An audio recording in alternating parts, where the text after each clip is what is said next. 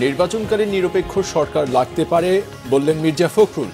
এমন মন্তব্যে আরেকটি 111-এর ইঙ্গিত দেখছেন নাহিদ হাসনাত।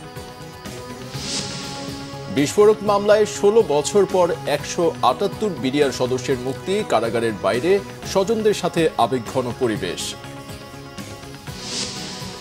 জুলাই নৃশংসতা নিয়ে ফেব্রুয়ারিতে জাতিসংঘের রিপোর্ট, ইউনুসকে জানালেন তুর্ক। ট্রাম্প প্রশাসনের সাথে জয়শঙ্করের বাংলাদেশ প্রসঙ্গে আলোচনা। বিচারক নিয়োগ কাউন্সিলে প্রতিনিধি চায় সুপ্রিম কোর্ট আইনজীবী সমিতি, বিচার বিভাগ আলাদা করার পথে বাধা, সংবিধানের 116 অনুচ্ছেদ বাতিলের দাবি। দেখছিলেন ক্রাউন সিমেন্ট সংবাদ শিরোনাম, এবারে বিস্তারিত। বিএনপি মহাসচিব মির্জা ফখরুল ইসলাম আলমগীর বলেছেন, অন্তর্বর্তী সরকার নিরপেক্ষ না থাকলে নির্বাচনের সময় নিরপেক্ষ সরকারের প্রয়োজন হতে পারে। তার প্রত্যাশা, অন্তর্বর্তী সরকার তার নিরপেক্ষতা বজায় রাখবে। শহীদ আসাদ দিবসের আলোচনায় তিনি এই প্রত্যাশার কথা জানান। আহমেদ সরওয়ারের রিপোর্ট। ৫৬তম শহীদ আসাদ দিবস উপলক্ষে বৃহস্পতিবার জাতীয় প্রেস ক্লাবে আলোচনা সভা করে শহীদ আসাদ পরিষদ। এতে বিএনপি মহাসচিব মির্জা ফখরুল ইসলাম আলমগীর বলেন, শহীদ আসাদ ইতিহাসের অংশ। বিএনপি মহাসচিব বলেন, ফ্যাসিস্টের বিরুদ্ধে বিজয় এসেছে, স্বপ্ন পূরণ করতে হবে শহীদদের। নির্বাচন যেটা থেকে আমরা প্রায় 15 বছর বঞ্চিত, এই নির্বাচনের মাধ্যমে আমাদের জনগণ তারা তাদের প্রতিনিধিকে নির্বাচিত করবার একটা সুযোগ পাবেন।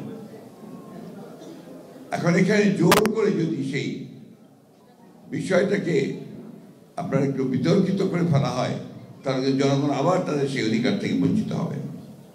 এবং আমাদের যে অভিজ্ঞতা, সেই অভিজ্ঞতা আমরা দেখেছি যে এই ধরনের নির্বাচন যদি দ্রুত না হয়, সময় ক্ষেপণ করা হয়, তাহলে সেখানে অন্যান্য শক্তিগুলো মাথা চাড়া দিয়ে উঠতে থাকে এবং তখন জনগণের যে চাহিদা, সেই চাহিদা থেকে তারা পুরোপুরিভাবেই বঞ্চিত হয়। এই সময় আগামী নির্বাচন নিয়েও কথা বলেন বিএনপি মহাসচিব। অন্তর্বর্তীকালীন সরকার যদি নিরপেক্ষ না থাকে, তাহলে একটা নিরপেক্ষ সরকার দরকার হবে নির্বাচনের সময়। আমি কথাটা বলেছি, কারণ আছে। কারণ যে আমরা দেখছি যে বেশ কিছু বিষয়ে অন্তর্বর্তীকালীন সরকার নিরপেক্ষতা পালন করতে পারছেন না। আমি তাই অনুরোধ করব, আমি প্রত্যাশা করব যে আমরা আশা করি যে অন্তর্বর্তীকালীন সরকার তারা সেই নিরপেক্ষতা পালন করবেন এবং দেশে যে সংকট আছে, সেই সংকট থেকে দেশকে মুক্ত করবার জন্য তারা কাজ করবেন। আলোচনায় বক্তারা জানান, 53 বছর পর তারা শহীদ আসাদকে খুঁজে পেয়েছেন আবু সাইদ মুগ্ধের মাঝে। আজকে বাংলাদেশের সমস্ত মানুষের সচেতন হওয়া দরকার। আমরা 31 দফা যুগপৎ আন্দোলনে দিয়েছি, রাষ্ট্র ব্যবস্থাকে গণতান্ত্রিক করতে হবে। অভ্যুত্থান 31 দফার চাইতে আরো বেশি কিছু চায়। এত আত্মত্যাগ 71 সালকে নতুন করে, 90 সালকে নতুন করে জাগিয়ে তুলেছে 2024-এ, 2025-এ। আসাদের মন্ত্র ও স্বপ্ন জনগণতন্ত্র আজ পর্যন্ত প্রতিষ্ঠিত হয়নি। কিভাবে হবে? যারা জনগণতন্ত্র করবেন তারা শতদা বিভক্ত হয়ে ভুল রাজনীতির পাকে নিমজ্জিত হয়ে গেছে। বৈরী আন্তর্জাতিক পরিবেশে জনগণতন্ত্রের মন্ত্র বাস্তবায়ন দুরূহ হয়ে গেছে। তবুও ঐক্য করতে হবে, জনগণতন্ত্রের সংগ্রামকে জয়যুক্ত করতে হবে। 24-এর শহীদদের আত্মত্যাগ যেন বৃথা না যায়, সেজন্য সবাইকে ঐক্যবদ্ধ থাকার আহ্বান জানান তারা। আহমেদ সরওয়ার, বাংলা ভিশন, ঢাকা। বিএনপি মহাসচিবের নিরপেক্ষ সরকারের দাবি মূলত আরেকটা 1-11 সরকার গঠনের ইঙ্গিত বহন করে বলে অভিযোগ করেছেন তথ্য ও সম্প্রচার উপদেষ্টা নাহিদ ইসলাম। ফেসবুক পোস্টে উপদেষ্টা নাহিদ ইসলাম লিখেছেন, মির্জা ফখরুল ইসলাম আলমগীরের বক্তব্যে সামনে আরেকটা 1-11 সরকার সংসদীয় সংখ্যাগরিষ্ঠতা ও নতজানু পররাষ্ট্রনীতির ধারাবাহিকতা এবং গুমখুন ও জুলাই হত্যাকাণ্ডের বিচার না হওয়ার আভাস রয়েছে। নাহিদ ইসলামের পোস্ট শেয়ার করে সমন্বয়ক হাসনাত আবদুল্লাহ বলেছেন, আন্দোলনের ডাক দিয়ে যারা মাঠ থেকে সরে যেত তারাই আতাতের রাজনীতি করছে। মিরাজ হোসেন কাজের রিপোর্ট। সাম্প্রতিক সময়ে বেশ আলোচিত নির্বাচন ও রাষ্ট্র সংস্কার ইস্যু, সেই সাথে অন্তর্বর্তীকালীন সরকারের নিরপেক্ষতা সহ নানা বিষয়ে বিবিসি বাংলার প্রশ্নের জবাব দেন বিএনপির মহাসচিব মির্জা ফখরুল ইসলাম আলমগীর। সঞ্চালকের প্রশ্ন ছিল, এই সরকার নির্বাচন পর্যন্ত থাকবে এটা সবার ধারণা। এমন প্রশ্নে বিএনপির মহাসচিব বলেন, যদি সরকার সম্পূর্ণ নিরপেক্ষভাবে থাকে তাহলে তারা নির্বাচন পর্যন্ত থাকবে, আর তা না হলে তো নিরপেক্ষ সরকারের প্রয়োজন হবে। এ সময় সঞ্চালকের দ্বিতীয় প্রশ্ন, সরকারের মধ্যে কি কোনো পরিবর্তন আসতে পারে? জবাবে বিএনপির মহাসচিব বলেন, নিরপেক্ষতা নিয়ে প্রশ্ন উঠতে পারে, যেহেতু ছাত্ররা একটি রাজনৈতিক দল গঠন করছে। এখানে যদি সরকারের প্রতিনিধি থাকে তাহলে তো সরকার নিরপেক্ষ থাকতে পারবে না। একই সাথে বিএনপির মহাসচিব উল্লেখ করেন, তবে ওইটা হচ্ছে সম্ভাব্য কথা, আর সেটা হলে রাজনৈতিক দলগুলো মেনে নেবে না। আরেক প্রশ্নের জবাবে বিএনপির মহাসচিব বলেন, এখন পর্যন্ত সরকারের নিরপেক্ষতা নিয়ে কোনো প্রশ্ন নেই। এমন বাস্তবতায় বৃহস্পতিবার বিকালে নিজের ভেরিফাইড ফেসবুক প্রোফাইলে তথ্য ও সম্প্রচার উপদেষ্টা নাহিদ ইসলাম লিখেছেন, ১/১১ বন্দোবস্ত থেকেই আওয়ামী ফ্যাসিবাদের উত্থান ঘটেছিল। বিএনপি মহাসচিবের বক্তব্যে সামনে আরেকটা ১/১১ সরকার, সংসদীয় সংখ্যাগরিষ্ঠতা ও নতজন পররাষ্ট্রনীতির ধারাবাহিকতা এবং গুম খুন ও জুলাই হত্যাকাণ্ডের বিচার না হওয়ার আভাস রয়েছে। নাহিদ ইসলাম মনে করেন, ছাত্র ও অভ্যুত্থানের নেতৃত্বকে মাইনাস করার পরিকল্পনা ৫ আগস্ট থেকেই শুরু হয়েছে। ৫ই আগস্ট যখন ছাত্র জনতা রাজপথে লড়াই করছে, পুলিশের গুলি অব্যাহত রয়েছে, তখন আপোষকামী অনেক জাতীয় নেতৃবৃন্দ ক্যান্টনমেন্টে জনগণকে বাদ দিয়ে নতুন সরকার গঠনের পরিকল্পনায় ব্যস্ত ছিলেন। যদিও অনেকে ছাত্রদের কথাও সেখানে বলেছেন বলেও ব্র্যাকেটে উল্লেখ করেন নাহিদ ইসলাম। ফেসবুক পোস্টে তিনি আরও উল্লেখ করেছেন, সমগ্র বিএনপি এই অবস্থা নিয়েছে বলে মনে করেন না তিনি, বরং বিএনপির কর্মী সমর্থকদের বড় অংশই অভ্যুত্থানের আকাঙ্ক্ষার বাস্তবায়ন চায়। ছাত্র জনতার অভ্যুত্থানের বিরুদ্ধে না গিয়ে ছাত্র জনতার সাথে বৃহত্তর ঐক্য ও সংহতির পথ বেছে নেওয়ার আহ্বান জানিয়েছেন নাহিদ ইসলাম। এদিকে নাহিদ ইসলামের পোস্ট নিজের ফেসবুক ওয়ালে শেয়ার করেছেন বৈষম্য বিরোধী ছাত্র আন্দোলনের সমন্বয়ক হাসনাত আব্দুল্লাহ। তিনি বলেছেন, আন্দোলনের ডাক দিয়ে যারা মাঠ থেকে সরে যেত তারাই আতাতের রাজনীতি করছে। মিরাজ হোসেন গাজী, বাংলা ভিশন, ঢাকা। দীর্ঘ ১৬ বছর পর গাজীপুর কেন্দ্রীয় কারাগার, কাশিমপুর ও ঢাকার কেরানীগঞ্জ কারাগার থেকে মুক্তি পেলেন বিডিআর বিদ্রোহের ঘটনায় বিস্ফোরক আইনের মামলায় জামিন পাওয়া ১৭৮ বিডিআর সদস্য। মুক্তি পাওয়া জওয়ানদের ফেরত পেয়ে আবেগাপ্লুত হয়ে পড়েন স্বজনরা। Desk report. বৃহস্পতিবার গাজীপুরের কাশিমপুর ১ থেকে ২৭ জন, কাশিমপুর ২ থেকে ৯৫ জন, কাশিমপুর হাই সিকিউরিটি থেকে ১৩ জন সহ মোট ১৩৫ জনকে মুক্তি দেয়া হয়। পরিবারের বন্দী সদস্যের মুক্ত জীবনে স্বাগত জানাতে জড়ো হন তাদের স্বজনরা। জামিন পাওয়া ব্যক্তিদের কাগজপত্র পরীক্ষা করে একে একে মুক্তি দেয়া হয় তাদের। দীর্ঘদিন পর মুক্তির স্বাদ পান একসময়ের সৈনিকরা। কারা ফটকে তৈরি হয় আবেগঘন পরিবেশ। আপনারা সবাই জানেন যে ওনারা সেনা কর্মকর্তা মারা গেছে, কিন্তু না, ওনারা আমাদের বিডিআর অফিসার ছিল, আমাদের পোশাক পরে ওনারা মারা গেছেন। যারা এই ঘটনায় চাকরি হারাইছে, বিশেষ করে ৪০০-র উপরে সেনা কর্মকর্তা চাকরি হারাইছে, তাদের চাকরি এবং আমাদের যারা বিডিআর সদস্য মিথ্যা বিদ্রোহের নামে ১৮,৫০০-র উপরে বিডিআরকে চাকরিচ্যুত করা হয়েছে, তাদের জন্য চাকরিতে পুনর্বহাল করা হয়। সরকারের কাছে আমরা একটাই দাবি যে আমাদের যে ১৬ বছরের যে ক্ষতিগ্রস্ত ছিল, আমাদের সমস্ত পূর্ণ সুযোগ সুবিধা যেন আমাদের চাকরি যাদের চাকরি আছে তাদের চাকরিতে বহাল রাখে, যাদের চাকরির সময়সীমা নাই তারা যেন পূর্ণ সুযোগ সুবিধা সহ দেওয়া দেয়।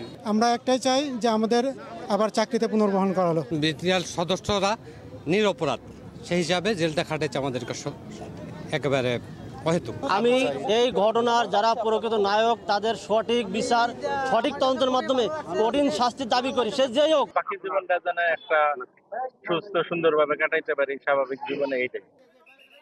২০০৯ সালের ২৫ ও ২৬ ফেব্রুয়ারি ঢাকার পিলখানায় বিডিআর সদর দপ্তরে সংঘটিত বিদ্রোহে নিহত হন ৫৭ সেনা কর্মকর্তা সহ ৭৪ জন। ওই ঘটনায় করা হত্যা মামলার রায়ে ১৫২ জনের ফাঁসি, ১৬০ জনের যাবজ্জীবন ও ২৫৬ জনকে বিভিন্ন মেয়াদে কারাদণ্ড দেয়া হয়। খালাস পান ২৭৮ জন। Bangla vision, news desk. জীবন্ত শেষ সংসারও তছনছ হয়ে গেছে, টাকা পয়সাও নেই, ভবিষ্যৎ তো অন্ধকার। বিনা দোষে ১৬ বছর বন্দিদশা থেকে মুক্তির পর এভাবেই কথাগুলো বলছিলেন বিডিআর জওয়ানরা। পেনশন, চাকরি ফেরত এবং দোষীদের দৃষ্টান্তমূলক শাস্তি চান তারা। কেরানীগঞ্জ থেকে ইনামুল হাবিবের ক্যামেরায় বিস্তারিত জানাচ্ছেন জিয়া খান। বৃহস্পতিবার ভোর থেকে কেরানীগঞ্জ ঢাকা কেন্দ্রীয় কারাগারের সামনে ফুল হাতে অপেক্ষায় এই কিশোরীর নাম মালিহা জান্নাতি মলি। ঠাকুরগাঁ থেকে মায়ের সাথে এসেছেন। ওর বয়স যখন 3 মাস তখন তার বাবা সিপাহী মনসুরকে বিডিআর হত্যাকাণ্ডের ঘটনায় করা মামলায় জেলে যেতে হয়। আমার জন্মের পর 3 মাস তখন থেকে আমার বাবাকে আমি দেখিনি, এমনি বাবার আদর পাইনি, বাবার ভালোবাসা পাইনি। এখন এতদিন পরে বাবাকে পাবো, তারপরে নতুন জীবনের মতো একটা। মলের মতো অসংখ্য মানুষের অপেক্ষা কারাগারের সামনে, কারো হাতে নানা রঙের ফুল, ফুলের মালা, কিন্তু অশ্রুসিক্ত সবার চোখ। বৃহস্পতিবার বেলা 1টায় খালাস পান 43 জন বিডিআর জওয়ান। সে সময় কারাগারের সামনে এক আবেগঘন পরিস্থিতির সৃষ্টি হয়। এত বছর পর প্রিয়জনকে বুকে জড়িয়ে ধরে মেয়ে, ছেলে, বাবা, মা, স্বজনরা গলায় পরিয়ে দেয় আনন্দমালা। আমার ফ্যামিলির ধ্বংস হয়ে গেছে। আজকে 16 বছর ছেলে জেলে, জীবন শেষ হয়ে গেছে। মানে যেটা ক্ষতি হয়েছে এটা কোনো কিছু পোষানোর মতো না। আমি 2013 সালের 5ই নভেম্বর মার্ডার মামলাতে খালাস পাইছি। এরপরে শুধুমাত্র বিস্ফোরক মামলায় আজকে আমি এতটা বছর অতিরিক্ত কাস্টডি দিছি। এটার নিয়ে বিচার চাই আমি। যখন 3 মাসের ছোট বাচ্চাটাকে আমি ওর মায়ের কোলে দিয়ে যাই, তখন আমি ইনশাল্লাহ তাকে বলে গেছিলাম আমি কোনো অপরাধ করি নাই, ইনশাল্লাহ আমি আবার ফেরত আসবো। 16 বছর কতটা অমানবিক জীবন ছিল তাদের, বলতে গিয়ে কান্নায় ভেঙে পড়েন জওয়ানরা। জীবন যৌবন সবই তো এখন শেষের দিকেই। আমার চাকরিটাই ছিল অবলম্বন, সেটা গেছে, বয়সটা গেছে, মা বাবার সেবা করতে পারেনি, কিছুই তো পারেনি, সবই তো শূন্য। রাষ্ট্রের কাছে দাবি করেন কলঙ্ক মোচনের এবং দোষীদের শাস্তি। হাসিনা সরকার যে আমাদের উপর যে নির্যাতন করছে দিনের পর দিন, আমরা একটা ঘটনা কিছুই জানতাম না, কিছুই বুঝতাম না। এক জায়গায় আমরা চাকরি করছি, শুধু চাকরির বিনিময়ে আমরা কয়েকদিন চাকরি, মাত্র 3 বছর, এই চাকরির বিনিময়ে আমরা কিছু জানি নাই, বুঝি নাই। মাঝখানে আমরা 16 বছর কি জেলখানা অতিবাহিত করলাম। কষ্টের মূল্য কোনো শেষ ছিল না। ক্ষতিপূরণটা চাচ্ছি যাতে আমরা পেনশন পাইতে পারি। মানে 16 বছরের মানে জীবনের যে অতিবাহিত হয়ে গেছে এটা তো আর ফেরত দিতে কেউ পারবে না। পারবেন আপনারা? পারবেন না। এখনো যারা বিনা বিচারে কারাবন্দী তাদেরও মুক্তি দাবি করেন খালাস পাওয়া জওয়ানরা। 16 বছর বন্দি জীবন থেকে মুক্তি পাওয়া শুধু কি আনন্দের? স্বজনদের কাছে এ দীর্ঘ প্রত্যাশার জীবন নতুন করে শুরু করার, নতুন কিছু প্রত্যাশার। তবে জীবন থেকে কেড়ে নেয়া এতগুলো বছরের জন্য যারা দায়ী, তাদের বিচারের প্রতীক্ষায় জাতি। জিয়া খান, বাংলা ভিশন, ঢাকা কেন্দ্রীয় কারাগার, কেরানীগঞ্জ। জাতিসংঘের মানবাধিকার বিষয়ক হাই কমিশনার ভলকার তুর্ক বলেছেন, জুলাই আগস্টের অভ্যুত্থানে সংঘটিত নৃশংসতা নিয়ে জাতিসংঘের তথ্যানুসন্ধানী মিশনের প্রতিবেদন চূড়ান্ত পর্যায়ে রয়েছে এবং এটি ফেব্রুয়ারির মাঝামাঝি সময়ে প্রকাশিত হবে। বুধবার দাভোসের সুইস পর্বত শহরে ওয়ার্ল্ড ইকোনমিক ফোরামের বার্ষিক সম্মেলনের সাইডলাইনে প্রধান উপদেষ্টা অধ্যাপক মোহাম্মদ ইউনুসের সঙ্গে সাক্ষাৎকালে তিনি এ মন্তব্য করেন। তুর্ক জানান, প্রতিবেদনটি প্রকাশের আগে এটি বাংলাদেশের পক্ষের সঙ্গেও শেয়ার করা হবে এবং এটি জেনেভায় জাতিসংঘের মানবাধিকার কার্যালয় থেকে প্রকাশিত হবে। প্রধান উপদেষ্টা জাতিসংঘ মানবাধিকার প্রধানকে রোহিঙ্গা সংকট সমাধানে সহায়তার জন্য আহ্বান জানান, যা সাম্প্রতিক মাসগুলোতে মিয়ানমার থেকে কয়েক হাজার নতুন শরণার্থীর আগমনের কারণে আরও খারাপ হয়েছে। তুর্ক পূর্ণ সমর্থনের আশ্বাস দিয়ে জানান, তিনি এই বিষয়ে জাতিসংঘের মিয়ানমার বিষয়ক বিশেষ দূত জুলি বিশপ সহ সংশ্লিষ্ট অংশীদারদের সঙ্গে আলোচনা করছেন। যুক্তরাষ্ট্রের নতুন প্রশাসনের সাথে আলোচনায় বাংলাদেশ প্রসঙ্গে কথা হয়েছে বলে জানিয়েছেন ভারতের পররাষ্ট্রমন্ত্রী এস জয়শঙ্কর। বৈঠক করেছেন নয়া মার্কিন পররাষ্ট্রমন্ত্রী মার্কো রুবিওর সাথে। গত 20 জানুয়ারি ডোনাল্ড ট্রাম্পের প্রেসিডেন্ট হিসেবে অভিষেক আয়োজন আর 4 দেশের জোট কোয়াডের পররাষ্ট্রমন্ত্রী পর্যায়ের বৈঠকে যোগ দিতে যুক্তরাষ্ট্র সফরে একাধিক বৈঠকের পর একথা জানিয়েছেন ভারতের পররাষ্ট্রমন্ত্রী জয়শঙ্কর। ওয়াশিংটন ডিসিতে জয়শঙ্করের সংবাদ সম্মেলনে প্রশ্নোত্তর পর্বে বাংলাদেশ প্রসঙ্গ উঠে আসে। নানা বিষয়ে বক্তব্য দেওয়ার সময় জানান, মার্কিন প্রশাসনের সাথে আলোচনায় বাদ পড়েনি বাংলাদেশ পরিস্থিতিও। সংবাদ সম্মেলনের ভিডিও নিজের ভেরিফাইড সামাজিক মাধ্যমে পোস্ট করেছেন তিনি, যা ভারতের পররাষ্ট্র দপ্তরের মুখপাত্র রণধীর জয়সওয়ালও পোস্ট করেছেন। জয়শঙ্কর বাংলাদেশ প্রসঙ্গ টানলেও ট্রাম্প প্রশাসনের সাথে আলোচনায় কী কথা হয়েছে তা বিস্তারিত জানাননি। নির্বাচন কমিশনার আব্দুর রহমানেল মাসুদ বলেছেন, প্রধান উপদেষ্টা ঘোষিত সময়ে নির্বাচন আয়োজনের লক্ষ্যে কাজ করছে কমিশন। তিনি জানান, আইনশৃঙ্খলা পরিস্থিতির দিন দিন উন্নতি হচ্ছে, জাতিকে একটি সুষ্ঠু, গ্রহণযোগ্য এবং প্রভাবমুক্ত নির্বাচন উপহার দিতে বদ্ধপরিকর কমিশন। আগামী জাতীয় সংসদ নির্বাচন নির্ধারিত সময়ের মধ্যেই হবে এবং ব্যালটের মাধ্যমে ভোট হবে বলে জানান এই কমিশনার। ভোটার তালিকা হালনাগাদ উপলক্ষে সকালে পটুয়াখালী জেলা নির্বাচন অফিসে এক মতবিনিময় সভায় তিনি এসব কথা বলেন। ভোটার তথ্য সংগ্রহকারীদের আরও দায়িত্বশীল হওয়ার আহ্বানও জানান তিনি। বলেন, বর্তমান কমিশনের সম্পূর্ণ মনোযোগ জাতীয় সংসদ নির্বাচনের দিকে।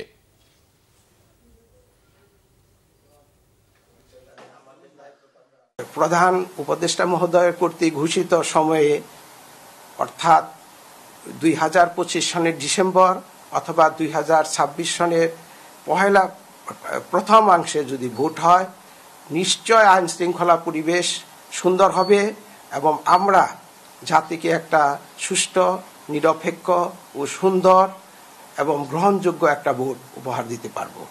আমি খুবই আশাবাদী যে অবশ্যই আইন শৃঙ্খলা দিন দিন উন্নত হচ্ছে এবং বাই দিস টাইম পরিপূর্ণভাবে উন্নত হয়ে যাবে এবং ভোট গ্রহণের যে পরিবেশ সেটা সুন্দর সৃষ্টি হবে।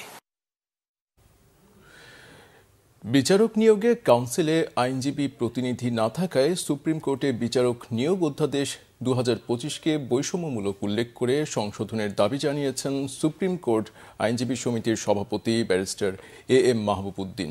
তিনি বলেন, এই অধ্যাদেশ আইনজীবী সমাজকে হতাশ করেছে। এখানে কোনো আইনজীবী প্রতিনিধি রাখা হয়নি, অথচ অধস্তন আদালতের বিচারকদের প্রতিনিধি রাখা হয়েছে। এটা বৈষম্যমূলক। তিনি অধ্যাদেশ সংশোধনের দাবি জানান। বৃহস্পতিবার সুপ্রিম কোর্ট এনিক্স ভবনের সামনে সাংবাদিকদের তিনি এসব কথা বলেন।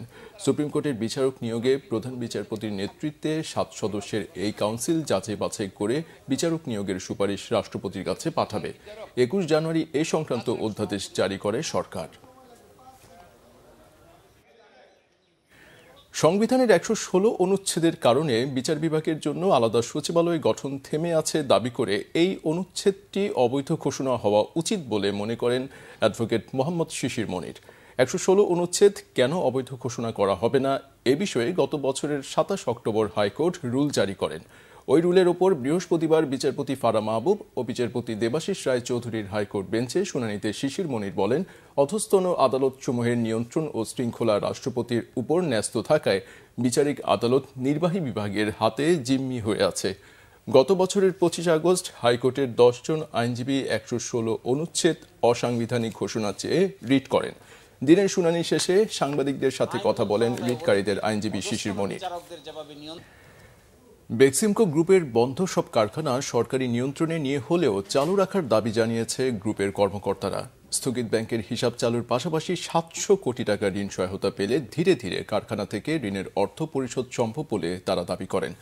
সকালে রাজধানীর নয়াপল্টনে CMJF মিলনায়তনে সংবাদ সম্মেলনে বেক্সিমকোর প্রশাসন বিভাগের প্রধান কর্মকর্তা সৈয়দ মোহাম্মদ এনামুল্লাহ আজিম এ দাবি জানান। প্রতিষ্ঠানটির টেক্সটাইল শাখার প্রশাসনিক প্রধান আব্দুল কাইয়ুম জানান, বেক্সিমকো শিল্প পার্কের সব কোম্পানি বিক্রি করলে 15,000 কোটি টাকা পাওয়া যাবে, কিন্তু লে অফ করলে 42,000 শ্রমিকের পাওনা পরিশোধ করতে খরচ হবে 22,000 কোটি টাকা। কর্মকর্তারা দাবি করেন, সালমান এফ রহমান সহ বেক্সিমকোর খেলাপি ঋণের ব্যাপারে তারা কিছু জানতেন না। আরেক প্রশ্নের জবাবে প্রতিষ্ঠানটির কর্মকর্তারা দাবি করেন, সাম্প্রতিক হামলা বা জ্বালাও পোড়াওয়ের সাথে বেক্সিমকোর শ্রমিকদের সম্পর্ক নেই। আরেক প্রশ্নের জবাবে বলেন, সংবাদ সম্মেলনের বিষয়টি মালিকরা জানেন, তবে তাদের পরামর্শে নয়, পেটের দায়ে তারা এ পথ বেছে নিয়েছেন বলেও বেক্সিমকো গ্রুপের কর্মকর্তারা দাবি করেন। বাংলাদেশ ব্যাংকের রিজার্ভ চুরির ঘটনায় সিআইডির তদন্ত এখতিয়ার বহির্ভূত বলে দাবি করেছে দুর্নীতি দমন কমিশন দুদক। মামলায় বাংলাদেশ ব্যাংকের কর্মকর্তারা জড়িত থাকায় বিধি মোতাবেক এ মামলার তদন্তের এখতিয়ার একমাত্র দুদকের। বিকালে দুদক কার্যালয়ে সংস্থাটির মহাপরিচালক আক্তার হোসেন এমন দাবি করে মামলার তদন্ত করতে সিআইডিকে চিঠি দেওয়ার কথা জানান। বিগত আওয়ামী লীগ সরকারের আমলে 2016 সালে বাংলাদেশ ব্যাংক থেকে 8 কোটি 10 লাখ মার্কিন ডলার রিজার্ভ চুরির ঘটনা ঘটে। এদিকে এনটিএমসির সাবেক মহাপরিচালক ও সেনাবাহিনীর বরখাস্ত মেজর জেনারেল জিয়াউল আহসান ও তার স্ত্রীর বিরুদ্ধে মামলা করবে দুদক। আলাদা দুটি মামলায় তাদের বিরুদ্ধে 40 কোটি টাকার অবৈধ সম্পদ অর্জন ও 342 কোটি টাকার সন্দেহজনক লেনদেনের প্রমাণ পাওয়ার দাবি করেছে সংস্থাটি। বিএনপিতে চাঁদাবাজ, অত্যাচারী ও দখলবাজদের কোনো জায়গা নেই বলে হুঁশিয়ারি দিয়েছেন দলের চেয়ারপারসনের উপদেষ্টা আমানুল্লাহ আমান। বিএনপি অন্যায় ও অত্যাচার করে না, অন্যায় অত্যাচারকারী কাউকে প্রশ্রয় দেয় না। স্মরণ করিয়ে দেন বিএনপির ভারপ্রাপ্ত চেয়ারম্যান তারেক রহমানের কড়া নির্দেশনা রয়েছে, কেউ চাঁদাবাজি করলে তাকে আইন শৃঙ্খলা বাহিনীর হাতে সোপর্দ করতে হবে। বিকালে কেরানীগঞ্জের হজরতপুরে শহীদ প্রেসিডেন্ট জিয়াউর রহমানের জন্মবার্ষিকী ও বেগম খালেদা জিয়ার সুস্থতার জন্য দোয়া কামনায় শীতার্তদের মাঝে শীতবস্ত্র বিতরণ অনুষ্ঠানে তিনি এসব কথা বলেন। প্রয়োজনীয় সংস্কার করে দ্রুত নির্বাচিত সরকারের হাতে ক্ষমতা হস্তান্তর করতে অন্তর্বর্তী সরকারের কাছে দাবি জানান আমান। সাবেক প্রধানমন্ত্রী শেখ হাসিনার ছেলে সজীব ওয়াজেদ জয়কে অপহরণ ও হত্যা চেষ্টা মামলায় আমার দেশ পত্রিকার সম্পাদক মাহমুদুর রহমানের করা আপিলের রায় 10 ফেব্রুয়ারি দুপুরে ঢাকার চতুর্থ অতিরিক্ত মহানগর দায়রা জজ শেখ তারিক এজাজের আদালত শুনানি শেষে রায়ের এ তারিখ ঠিক করেন। মাহমুদুর রহমানের আইনজীবী বলেন, এ মামলায় যে সাক্ষ্য প্রমাণের ওপর ভিত্তি করে রায় হয়েছে তা প্রসিকিউশন দেখাতে পারেনি। সাক্ষ্য প্রমাণ ছাড়াই বিচারক মাহমুদুর রহমানের 7 বছরের কারাদণ্ড দিয়েছেন। এর আগে গত বছরের 29 সেপ্টেম্বর ঢাকার অতিরিক্ত চিফ মেট্রোপলিটন ম্যাজিস্ট্রেট মাহবুবুল হকের আদালতে তিনি আত্মসমর্পণ করে আপিল শর্তে জামিন আবেদন করলে তাকে কারাগারে পাঠানোর আদেশ দেন। পরে 5 দিন কারাভোগের পর জামিনে কারামুক্ত হন মাহমুদুর রহমান। আলোচিত এ মামলায় সাংবাদিক শফিক রেহমান ও আমার দেশ পত্রিকার সম্পাদক মাহমুদুর রহমান সহ 5 জনকে পৃথক 2 ধারায় 7 বছরের সশ্রম কারাদণ্ড দেন আদালত। দণ্ডপ্রাপ্ত অপর 3 আসামি হলেন জাসাস নেতা মোহাম্মদুল্লাহ, রিজভী আহমেদ সিজার ও মিজানুর রহমান ভুইয়া। সুতরাং আমার লড়াই লেখালেখির মাধ্যমে হবে এবং আইনের মাধ্যমে আমার লড়াই আমি চালিয়ে যাব। যে এই ষড়যন্ত্র সম্পর্কিত একটা তথ্য প্রমাণও প্রসিকিউশন ট্রায়াল কোর্টে দাখিল করতে পারেনি। এজন্য আমরা বলেছি এই মামলাটা পিওরলি হচ্ছে কেস অফ নো এভিডেন্স। সেনাপ্রধান জেনারেল ওয়াকারুজ্জামান বলেছেন, গত কয়েক বছর ধরে বাংলাদেশ সেনাবাহিনীতে আধুনিক প্রযুক্তি নির্ভর ও যুদ্ধোপযোগী যুদ্ধাস্ত্র ও সরঞ্জাম সংযোজনের মাধ্যমে বাহিনীর সক্ষমতা বৃদ্ধি পেয়েছে। সকালে চট্টগ্রাম সেনানিবাসে দি ইস্ট বেঙ্গল রেজিমেন্টাল সেন্টারের শহীদ M.R. চৌধুরী প্যারেড গ্রাউন্ডে ইস্ট বেঙ্গল রেজিমেন্টের 17তম কর্নেল অফ দি রেজিমেন্ট অভিষেক অনুষ্ঠানে এসব কথা বলেন সেনাপ্রধান। তিনি বলেন, সেনাবাহিনীর সক্ষমতা আরও বাড়াতে ইঞ্জিনিয়ার্স ডিফেন্স ইন্ডাস্ট্রির কাজ চলমান রয়েছে। রেজিমেন্টের প্রতিটি সদস্য তাদের উপর অর্পিত দায়িত্ব সর্বোচ্চ পেশাদারিত্বের সাথে পালন করবেন বলেও আশা প্রকাশ করেন জেনারেল ওয়াকারুজ্জামান। এই অনুষ্ঠানের মধ্য দিয়ে কর্নেল অফ দি রেজিমেন্ট হিসেবে সেনাপ্রধান সামরিক রীতি অনুযায়ী ঐতিহ্যবাহী ইস্ট বেঙ্গল রেজিমেন্টের অভিভাবকত্ব গ্রহণ করলেন। অনুষ্ঠান শেষে বাহিনীর 37তম বাৎসরিক অধিনায়ক সম্মেলন উদ্বোধন করেন তিনি। বিগত কয়েক বছরে ইস্ট বেঙ্গল রেজিমেন্ট তথা বাংলাদেশ সেনাবাহিনীর আধুনিকায়ন ও উন্নয়ন সাধিত হয়েছে। যুদ্ধোপযোগী এবং আধুনিক প্রযুক্তির যে কোনো প্রয়োজনীয় যুদ্ধাস্ত্র সরঞ্জাম যোগান দেওয়ার ব্যাপারে আমি সর্বদা সচেষ্ট থাকব। ইতিমধ্যে আমরা ইন্ডিজিনিয়াস ডিফেন্স ইন্ডাস্ট্রি তৈরির কার্যক্রম শুরু করেছি, যা আমাদের সক্ষমতাকে অনেকাংশে বৃদ্ধি করবে। কর্নেল অফ দি রেজিমেন্ট হিসাবে ইস্ট বেঙ্গল রেজিমেন্টের প্রতিটি সদস্যকে পেশাদার ও সুপ্রশিক্ষিত হিসাবে গড়ে তুলতে আমি বদ্ধপরিকর। সংবাদ শেষ করছি গ্রাউন্ড সিমেন্ট শিরোনামগুলো আরেকবার জানিয়ে দিয়ে। নির্বাচনকালে নিরপেক্ষ সরকার লাগতে পারে বললেন মির্জা ফখরুল। এমন মন্তব্যে আরেকটি 111-এর ইঙ্গিত দেখছেন নাহিদ হাসনাত। বিস্ফোরক মামলায় 16 বছর পর 178 বিডিআর সদস্যের মুক্তি, কারাগারের বাইরে স্বজনদের সাথে আবেগঘন পরিবেশ। জুলাই নৃশংসতা নিয়ে ফেব্রুয়ারিতে জাতিসংঘের রিপোর্ট, ইউনুসকে জানালেন তুর্ক। ট্রাম্প প্রশাসনের সাথে জয়শঙ্করের বাংলাদেশ প্রসঙ্গে আলোচনা। বিচারক নিয়োগ কাউন্সিলে প্রতিনিধি চায় সুপ্রিম কোর্ট আইনজীবী সমিতি, বিচার বিভাগ আলাদা করার পথে বাধা, সংবিধানের 116 অনুচ্ছেদ বাতিলের দাবি। এই ছিল এক ঘন্টার মতো। পরের সংবাদ সকাল 7:30টায়। এছাড়া বাংলা ভিশন সংবাদ ও সংবাদ সংশ্লিষ্ট অনুষ্ঠান দেখতে ভিজিট করুন www.bvnews24.com ও facebook.com/banglavisionnews এবং সাবস্ক্রাইব করুন youtube.com/banglavisionnews। এতক্ষণ সাথে থাকায় ধন্যবাদ।